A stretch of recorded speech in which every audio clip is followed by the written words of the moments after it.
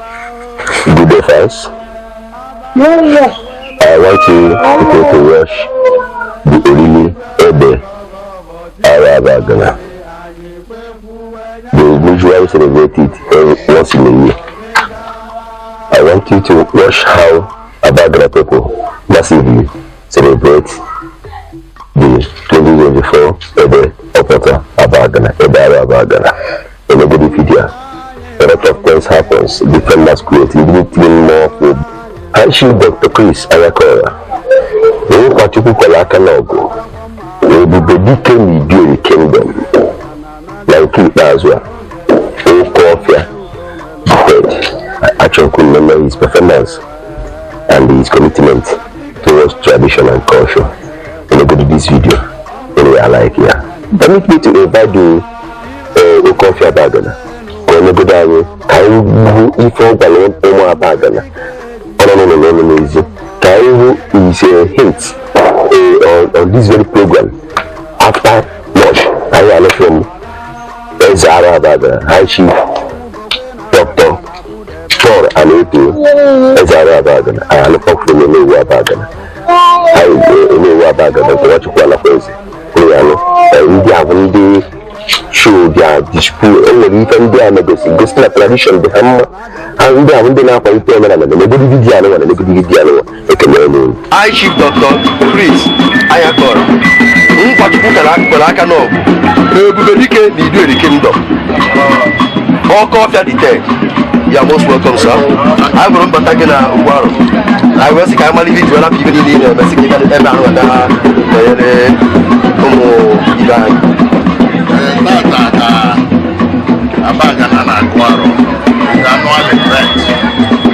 trying to thank our ancestors and God for giving us our life.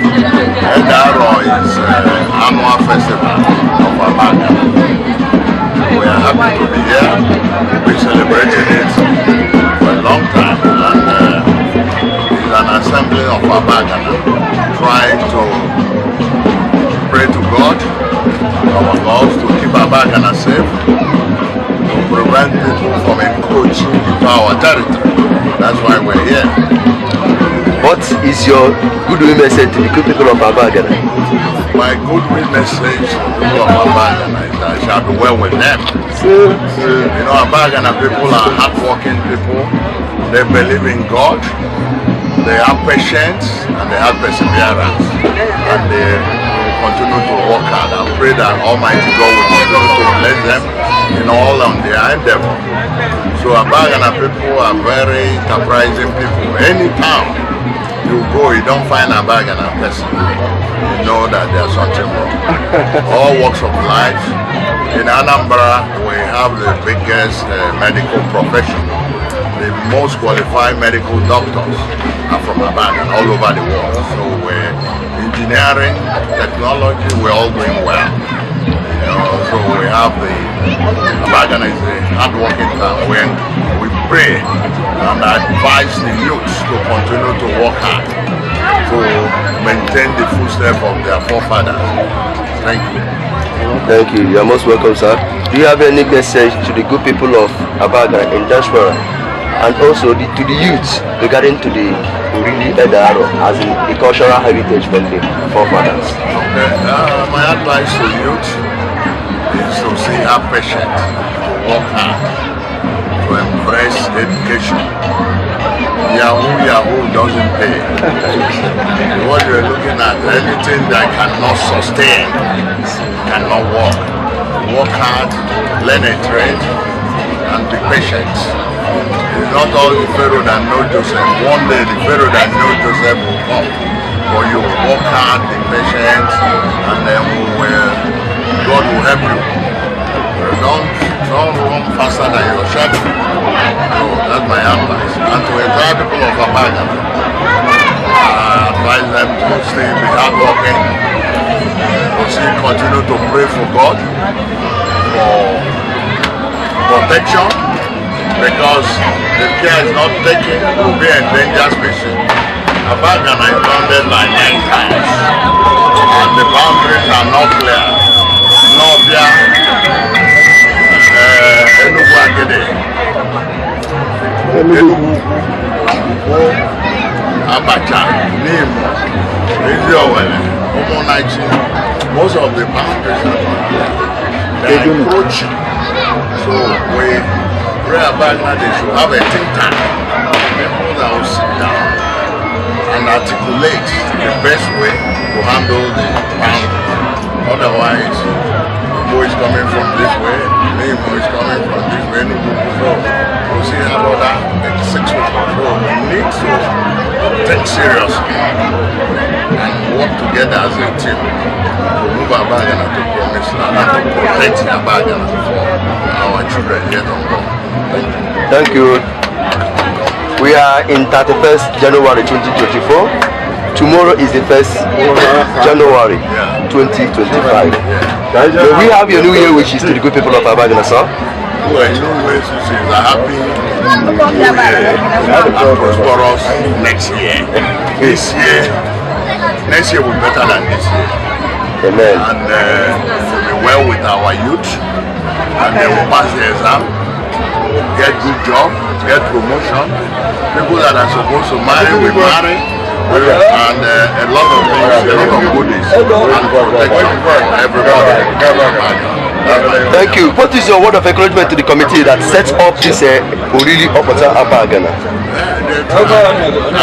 I thank them very much. They did a nice work. A walk for a walk, well done is more work. They have to do more. We encourage them. Maybe after the ceremony, we can give them some handshakes. Continue to encourage them. They did a wonderful job. And they will need to take this festival to the next level. It can be something other people will come from all walks of life, different countries, expatriate, because it's a situation where we preserve our cultural heritage, have different minds going, different culture, and showing different activities of the Igbo tradition. So that is a very nice one, and I pray that they continue. And then the pressmen are trying to. We need to articulate this properly, and then try to get more funds to make this place a permanent place for other Igbo land people. Thank you. Okofia Abagana. Okofia the 10th. You are most welcome, sir. Doctor Wachuku and Aponse. They know who Abagana. Address Intikota. Address Abagana. They don't have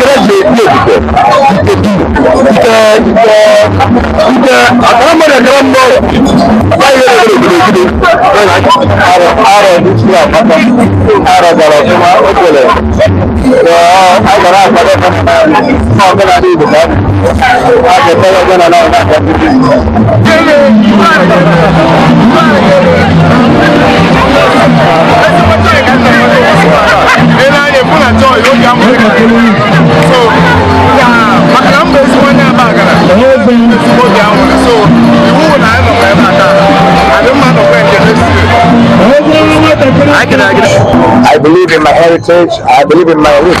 That's the reason I'm here. I wish you had come earlier. Would have seen me go there. I went there. We call it Igbo Arrow. That is, it marks the end of an old year and beginning of a new year. I've done that, and we are begging our chief. We're begging everybody. We're begging to come and help us.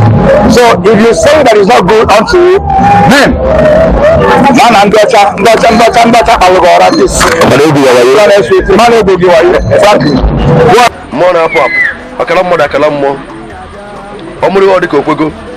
Obuoye mbondo na asu ya uso address njikọ ka address Abagana address ụmụ Owole gụwa bụ aka ji ọfọ gụwa bụ onye ku mmụọ Abagana ji wee dị ebube saaro ka anyị na-ekwu okwu ya Chief Paul Aneto dibia anyị kenere ka ịbụrụ ya ọgbachago na be gị ozi gbacha kedu this celebration ka ebe o mean to you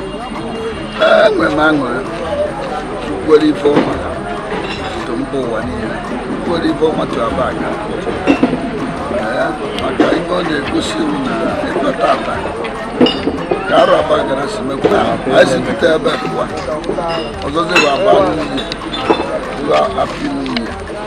So no kusini ifo makuri ifo mutu ukwali ifo mutu ibani wa bagana mande mpampagana semwe mangu ya anse no bia kama sema na ngonya so bia ja ode kusino mena na kaya sie ike na ora ja ga tani bagala so na ya Orili ayi no basin katata in area for another cause also once in a year of every December. What a special date and 18 year na December. On December on Adana. Of all for the 2029. Okay, on the 31st. Okay. Or 29:30. Okay, no, now December. Okay. Darin Orili anwa in any no basin katata. I make a matter no go up as ROC. On like to change any call or one local. So I know Bologna. No Josinia, oh, you can know. I don't know if it's more than 20-something years. But yes, it's not going on, and I go, it's not covered, and I go, no cruise where the way matter. Okay. Down in there. Turn up, can you wake you your reaction today? Even turn up this today's event program. I'm going to so happy. Kembo nwere onye asisi wa nwere onye afọrọ nwekwara onye bịachara nawa asị na ọ nalụrụ anya emekata nwekwa na mmadụ daa ma emelụọ mmadụ arụ ma emepụ mmadụ ọbara so ka wee awa aṅụrị nke tata n'igwe wee na-ayọkwa Chineke nke anyị abara ọfụ na mgbe natara aka ka o dukwa anyị gawakwa n'ara ọfụ dukwa anyị duata anyị ezigbota ibe ọma ndụ na-arụ isi ike na ezinụlọ anyị n'ofu n'ibe anyị ikwu niile bịa na-arụ abaghị atata ibe na anyị niile ya adịkwa etu a wee banye arụ ọfụ 2025 ekpere na ekpere onye ọbụla I can agree. And when if you are going back and ikolobịa si that na egwu arọ ili ede arọ abaga no ife na arụsị na ọ bụrụ omenala ndị Igbo dị kedu ihe meke ibe nnọọ ebe ewu omenala ndị Igbo dị ọwụ na ọrụ omenala ndị Igbo anya na-emeri ya kama asị na ndị pụtara mebie ya na baakụ ọzọ ka emebie mana ibe ewu omenala ndị Igbo ọ ife nna nna anyị fadobere anyị so na ibe nna agba ụmụ abaga na-ebutete etu ụfa si wepụta n'igwe ma nwoke ma nwaanyị ma obele ma nnekwu wepụta n'igwe sisikwa etu apụta na-aga ka anyị wee gosi ụmụ nwoke anyị ma ndị anyị tọka ogologo mkpụrụ ọma na ibe dị na ya nwere ndị na-eretagasị ụzọ pụrụ iche n'ụbọchị nke taata na ndị planning committee mere na eventi a gara nke ọma. Nọmba 1 bụ ana m ekenekwu yutu abaga maka yutu abaga na-agbanịka nke ekwere asụsụ ma ekwu ma anaghị eme na-ekiri gbugba chiama n'ọrụ ọfịa na ọgbanịrị ọ dịrị izu wee na-agbanị na-ekiri gbugba ndị yutu niile mụ na gbana anọ n'arọ ma ndị nze ọ na-agbanị ma ndị dibịa onye ọbụla gbanị onye ọbụla kiri ọkpụgbapịa tikwu eje mmiri uche ya ma jechaa anya ọkọrọ mmiri anyị meri ya nsị gị na ibe ya chere m uche ochie m ka a na-akwadobe arọ oche ka m mana emecha anya arụ ma na-asa anya ọmụdịbere ma anyị mechaa merie anyị ewu n'igwe tutus anyị kelee gị darị nne anyị kelee gị n'ujuzikwasị n'anya abaghị na nke a na-etugasị gị abụ m owu chief dọkịta Paul Aneto eze arụ abaghị ọzọ mesịrị ofu afamobi emesịa I don't know what's going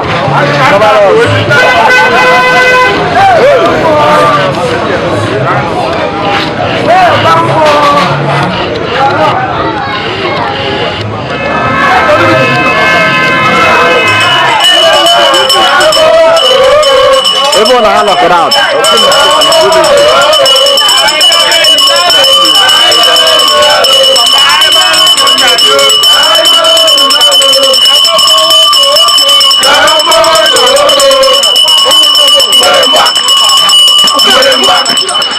Abaga ọngụgụ arọ ị ka nọ ya taa ọta wụ nnekwu mpọ mpọ a ga-eji olu eji Igbo mpọ a ga-ezukọ na obi gị mpọ abaga na niile ya mpọ onye olu ji abịa na be gị arọ ọkọta ka a na-ekiri nkiri gị anyị bidoro ibi ịnya taa awụzi alụ nnekwu ụta ekwe na-echi abaghara ọbụ mana ihe emedekwa na ya abaghara ọbụ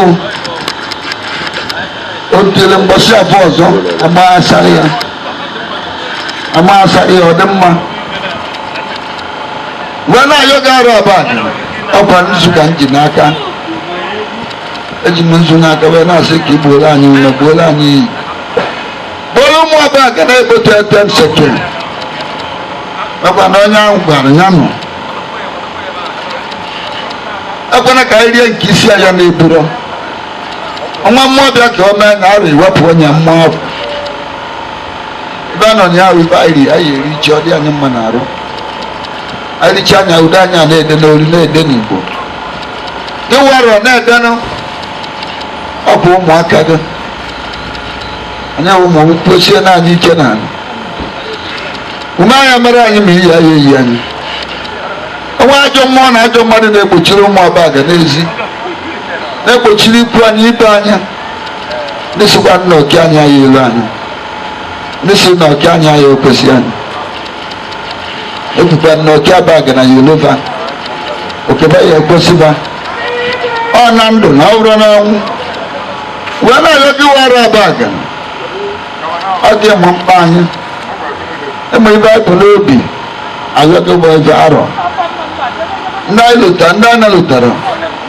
arọ n'ihi ya emekwara n'anya karịa ka anyị yọ ọ sị na agha nwoke agha nwaanyị iyi nwoke na iyi nwaanyị ọzọ kpọkụọ nne gị wepụrụ ọmụ igbe nne mụrụ arọ kpọkụọ nne ochie iwu ngwa ogoro kpọkụọ ogbugbu ọrọ ọfịa kpọkụọ ogbugbu ụmụ dunu kpọkụọ ndị unu na onwe ya kpọkụọ onye a na-esi ideji ogwu asị mba rigotaba ana-adị mbụ nna ọzọ na ude nwa akpụ bịakwa n'ụlọ ihe azụ igotanụ mmụọ na-eri ebu anyị si gị bịa na chi ụtụtụ ofogbo ọ na-aga gụọ ụzọ agụọ ọnụ arọnye agụ egwu gbasị na nzu ka anyị amaghị anyị maghị nzu eke anyị makwaghị nzu eye anyị maghị nzu ọbụ ma nzu nkwọ esi biko ekwe na nzu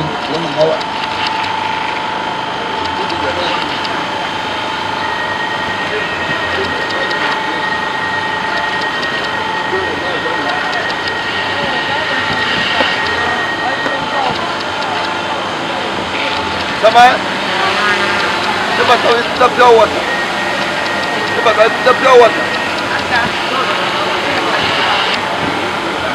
Somebody be kuna kwa oji. Aro fogbo.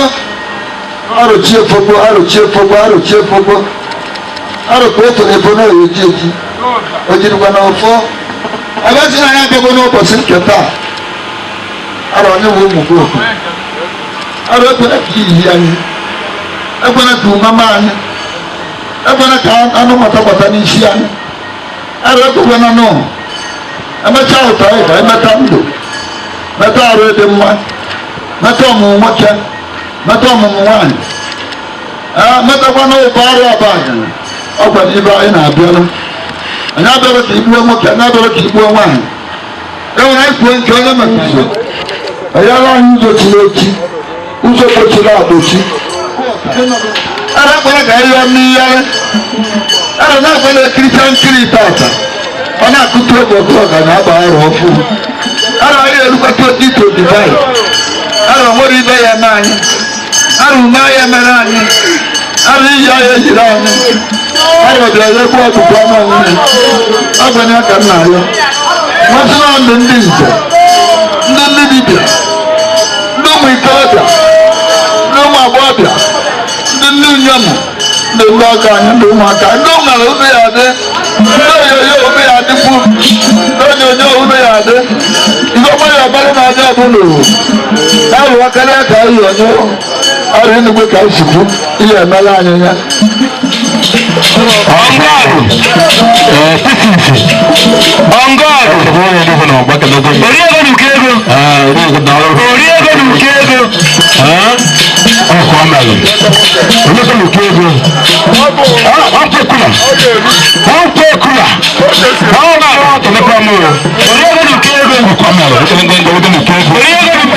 Please, take enough, one more.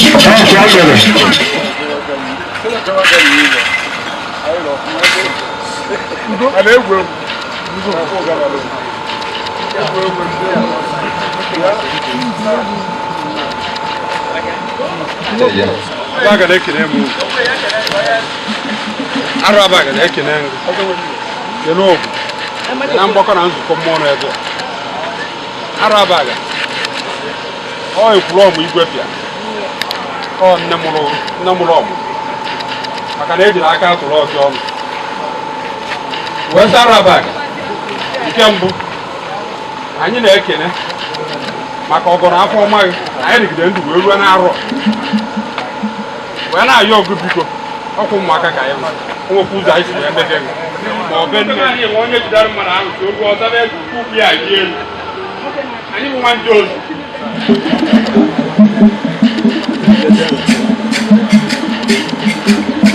Nobile, also pega aí na colega, não te dá nobile, ok, bem. Aqui jogo, o way, o Malika abatete, o de até o mês, era a baga. Aí na colega, Malika abatete. Lotando na south, Ezo Maliko na Abatete. Kadi yo bute na baga no basu gatata. Aye bute no bostata bona na agogo ko aro aba. Kesi emia every year. No one na aja na njedebe. Aro na aja na njedebe. Aro abaga na agogo ko aro ya. Oya ka nji wese ka mbia. Na abaga. Dalu nwanne m. Ai kede agi. Can you experience it for even a little bit of that? Can you keep focusing? Well, ihe a na-eme n'ụbọchị taata bụ ihe dị iche. Ihe malụ mma bụ ihe ọpụrụ iche n'ala Igbo niile. Onye ọbụla bụ onye Igbo na-asụ Igbo kwesịrị ichekwaba omenala be nne ya. Maka na omenala bụ ndụ. Omenala bụ ike. Omenala bụ ihe niile a na-eme n'ụwa anụ. So na ihe a na-eme n'ụbọchị tata na baga na n'ụbọchị tata bụ ezigbo ihe. Ọ ihe ọ bụ nwanne m daalụ. Anyị kelere gị. Kedu ofe ị na-agwara eze arọ na ndị abaga na ọnụ n'ụlọ na ọnụ n'ezi? Welụ ọfọ m na-agọlụ eze arọ. Bụ nke mbụ bụ ndụ. Maka na ndụ bụ isi. Na onye ọbụla jere n'ụwa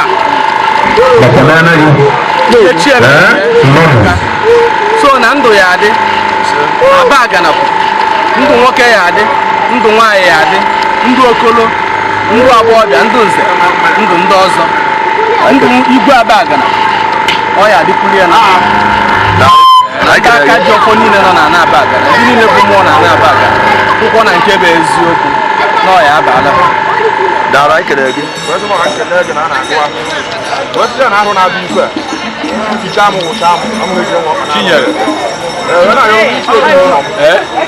ọ dị mma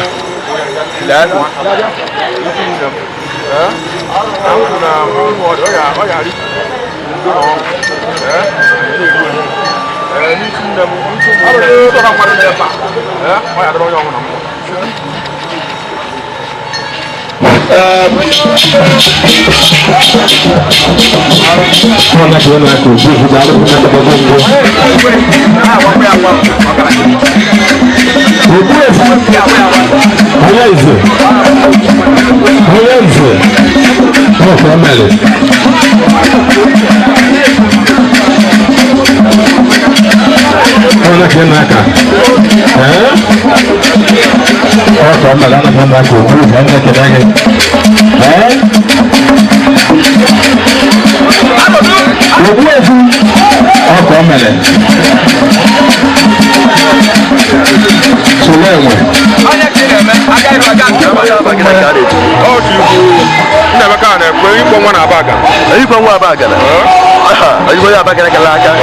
ọ na-abịa ike na anyị nwere ibe abagana na-emere ụbọchị kata anyị na-agụ alụ kedu ihe agụ ụmụ abaga kedu ihe nwere ike ịbụ n'ibe anyị na-emere ụbọchị kata nọ na mba ma ndị nọ n'ụlọ wụ na ọ pụkọrọ ọkpụ ihe dị na ya na ibe a na nna nna anyị hụrụ na-eme mgbu emegbu anyị nwa agaghị emewere ọwụrụ anyị na-afa ọwụrụ anyị alụ n'ibe nna nna debe anyị wee na-eme ya oyi baba gara jikwana wee dị ebube arụ abaga ọ bụ ka ka na-emeta anụ daalụ a sị na some of people bụ ndị ụka na-asị na oriri ede arọ bụ ifere alụsị kedu iwe ike ịgwa ndị ụka si na nọ ifere alụsị ịma na ụfọdụ ndị ụka eri igwe eri ụfọdụ ndị otu anyị na-ede ụka eri igwe eri na a na-esi n'ụlọ mmanụ mma bụ ezi na ndị ọcha bịa be anyị buru ihe dịbe anyị na-abịakwa jụọ anyị ohi were tiri anyị fọm anyị na-arụ tiri anyị problem na ala Igbo anyị na Afrịka niile asị hol ewepụrụ ụka dọkwata n'isi ụfọdụ bụzara ụka dọkwata n'isi ba problem wee karịa mana sị na obere oge na ọ bịara ebe mmadụ abịawuni ya ọ ya bụ na ji mgbu afọ abana ya ọ bụ nnukwu ya na omenala anyị adịla anyị omenala na-ebu eke anyị kere gị ndị agha bụ ndị eriri eri ndị ịgbara esi na ndị ọcha riri anyị eri mana ndị ka nọ na that is a particular area kedu ihe nwere ike ịgba ndị nwere nkwere na ime eriri ede arọ bụ alụsị kedu ndụmọdụ ị na-enye ndị ndụmọdụ m na-enyekwawo na obere oge ọ ga-ama na ndị a na-agbapụ maka na o nwere ndị egwu ncha nacha mbụ Chineke eme ebere mana chiata mara na omenala ka ndị Igbo mere ka nka n'ọnwa 20 years n'ọgwụ 90 years 100 years mana ndị kata na onye nọ 65 years or 70 years atụ na oyibo baịbụl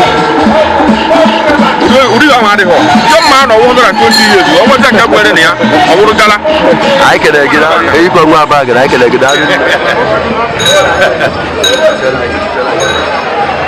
Hey!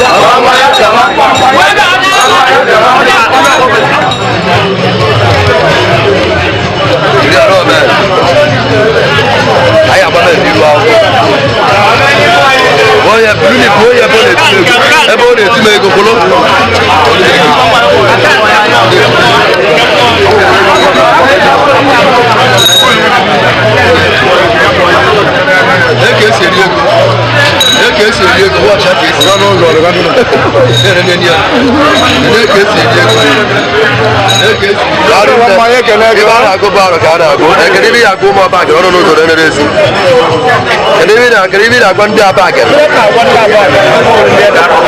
so ro na de ma ni ne bi o de da ro na won ya ba ka ya ba ko wo ne no na ta lo no ni ni ka ne ai ke na go na ya ba ke ya mo sa ne na to wa ala ke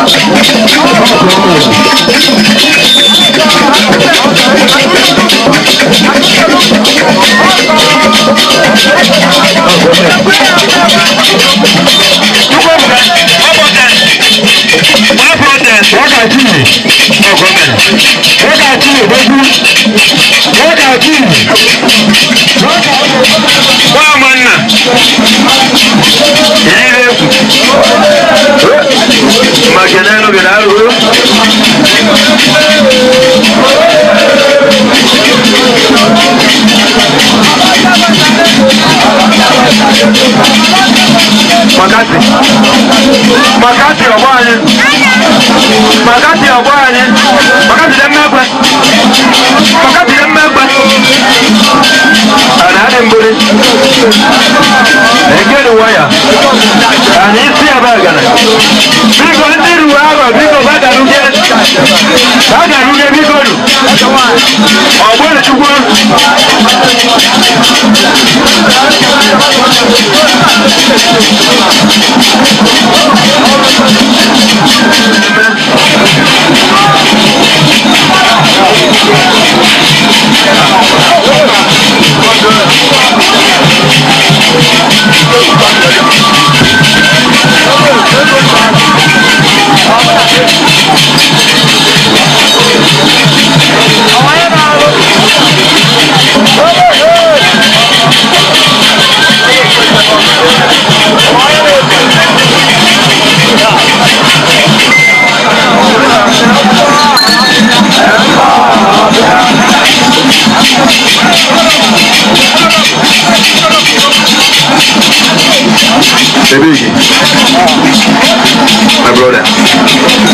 My brother.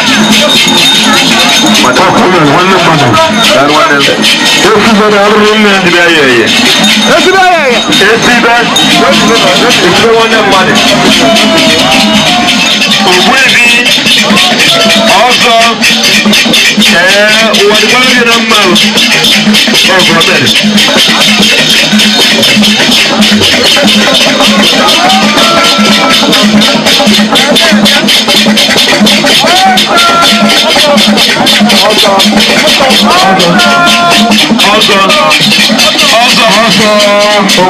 Oh, brother.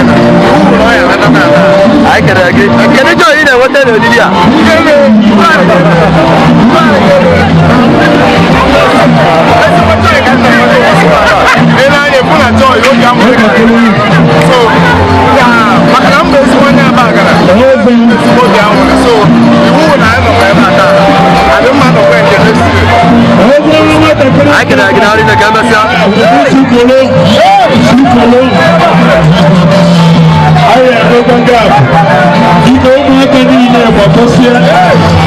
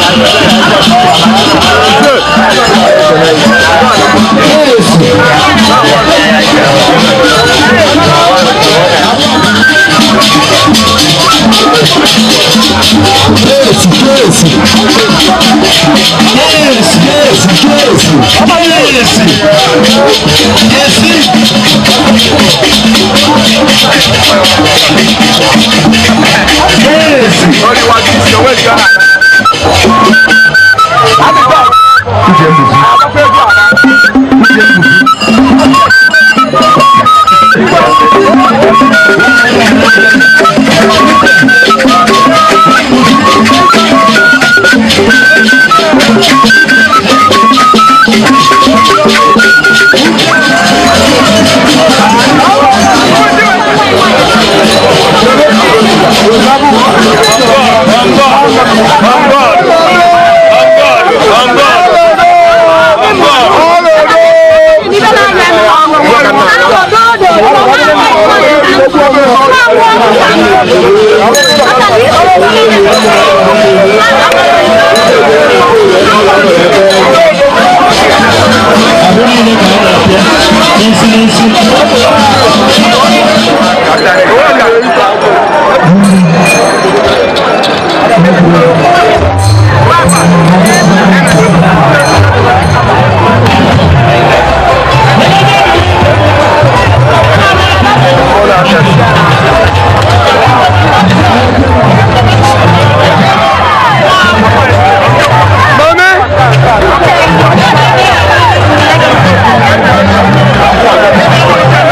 Mami!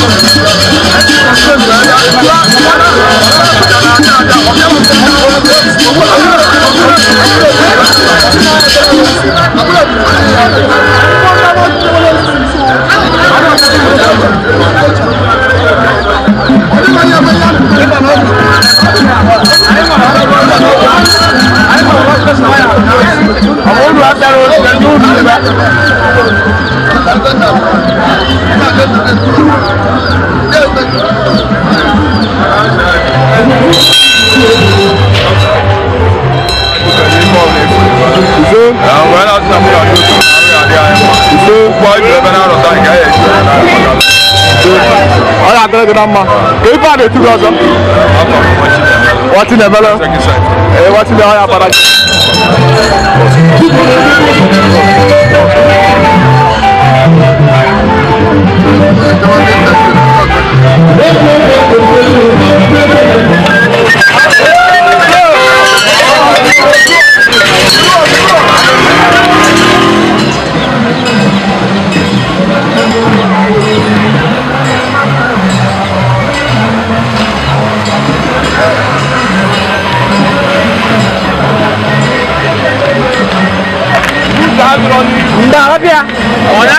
Arabia. Arabia.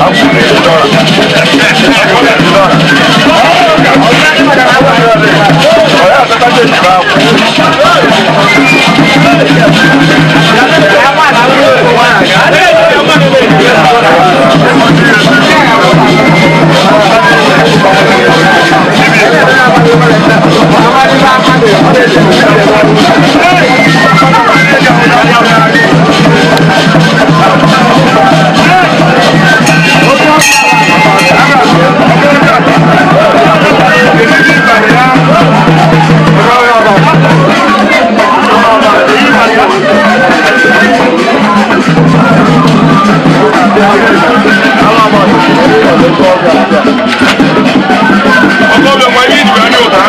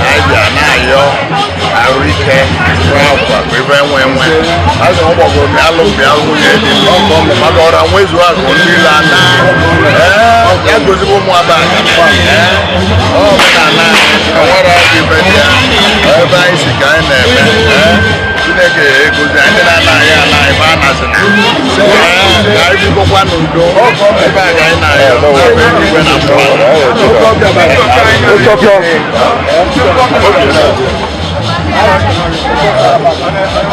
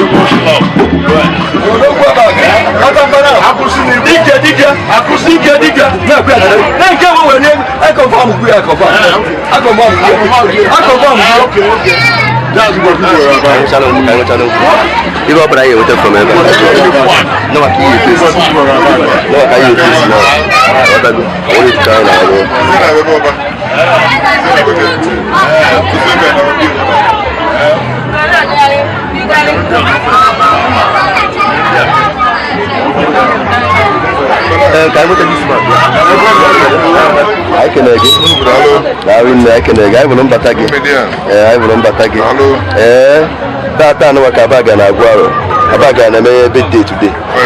Can you your best wishes to my bag? No. No, only for the band years ago. Arab kind of a easy can never eat it ever. So now, if I would have been a million, so now was I got opposite and a rock about a jabar. So now I am one. So, the thing and Bella and this I know. Never drive Moye and a bush.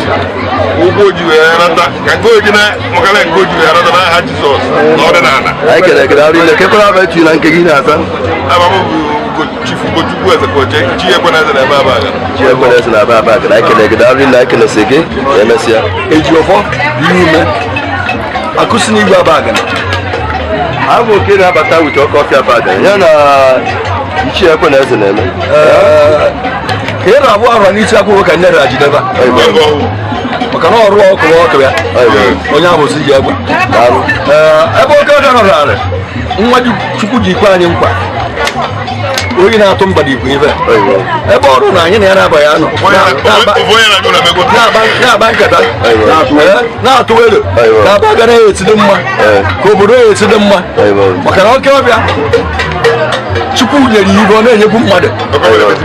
No, never see Vika. Orakuja Kuakuja. Not that I'm out of gear. I can get in there. Can you not go more back? I will not go more back. I'm bamboo. Put on a Buronia bag and a crota. Put on a Buronia bag and a crota. Now I am a Edaro. More bag and ever Yanona. About taking Piriaka. Or Nana. On a camera Daro. More bag and Edulage. Or a Puero Cavo. No, we are not a Corona. Beno Anosa.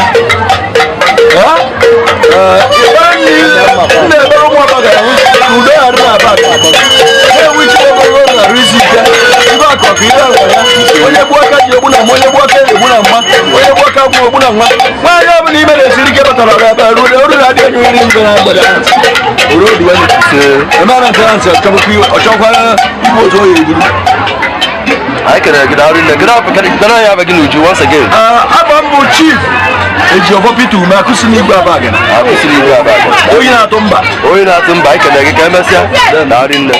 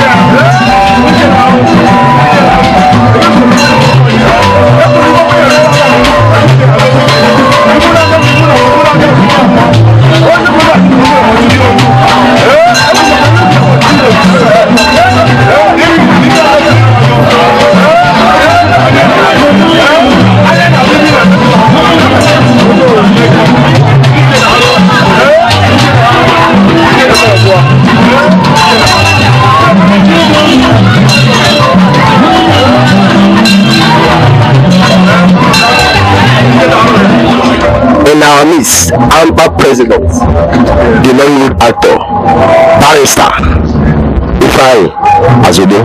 Ezigbote onye aba agara kwuo n'ọnụ, ezigbote onye ahụ n'ọfịa. Ofe onye na-asụ ya abịago adreesị ndị nwere iwu, adreesị Njikọ Ọka, adreesị ụlọ Owere, adreesị Abagana. Ifeanyi Azodo, you are most welcome, sir. Thank you very much. In your community, I can see the recent development in your community. What is your reaction to it, sir? Well, everybody welcomes development.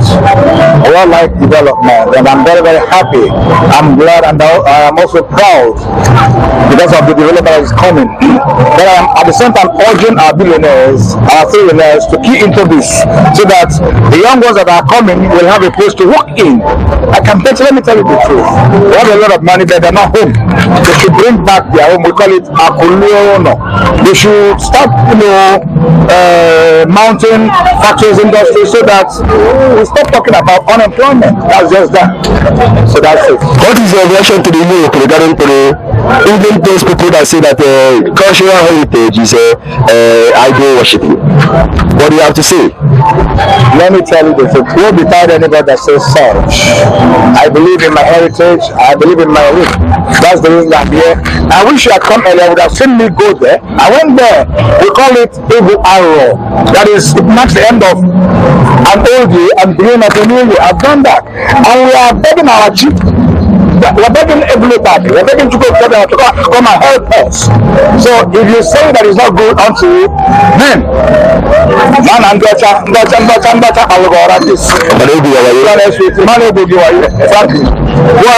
this celebration, what does it mean to you, sir? Means a lot. Means a lot. Since I was a kid, I've been doing that till today. Like I said, we call it Ego Arrow. You come here and take power. You draw your power from the arrow, because we are from Abagana, and we believe so much in arrow, and it does a lot of things for us. And we also wanted to do things for those that are coming. So I am, as much as I will not say that I'm a pagan or whatever, but I do worship, I'm a Christian, but at the same time I will not neglect my background, my roots. It's not possible. That's the truth. Thank you. Today is 31st December 2024. Tomorrow is New Year. It will interest us. You have your New Year message to the good people of Abagana and to the Nollywood at large. Okay, my New Year message to the people of Abagana is that they should let us be brothers. Let brotherly love flow. Let us love our brothers and our sisters. In most cases, when you see somebody, the person will come and beg you and say, Bafu, listen, let me tell you, you don't know what the person has or does not have. The nature we have shared with others. Then to the Nollywood people, I will enjoin them to keep keeping up, because I know it's hard. I know it's hard, but it's gonna be okay. It can only get better. Let them just keep on doing good. You understand that? And I am also begging the government to come to our aid. Anambra State governor should do something for us. You understand that? So that's just that. And also, I'm talking to my brother Bob Manley. Bob Manley should please talk to the governor, so that the governor should come to our aid. I believe that I'm an authority. You understand that? So thank you very much. Thank you. No show, I believe I know your name, but let's have a recap of your name once again. Okay, my name is Ifeanyi Azodo. I'm an actor, I'm a producer, I'm a director, and by the special grace of God, the current Nollywood president. You are most welcome, sir.